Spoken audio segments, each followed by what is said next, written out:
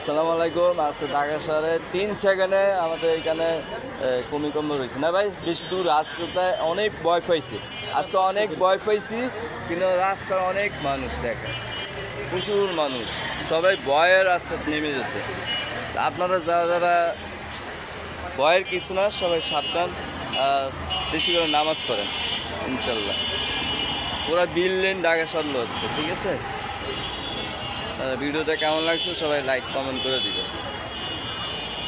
দেখছেন রাস্তা প্রচুর মানুষ।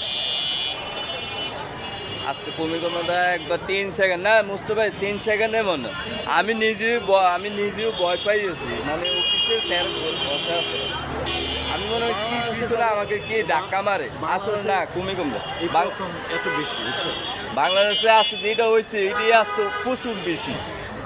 ভয় ভয় অবস্থা হয়ে গেলাম, মানে অনেক ভয় পেয়েছে সবাই। এইগুলো হলো প্রচুর ক্যান্সার। ওকে, ধন্যবাদ সবাই, ভালো থাকবেন। ভালো লাগলে ভিডিওটা শেয়ার করুন আর বেশি কমেন্ট করুন। আল্লাহ হাফিজ।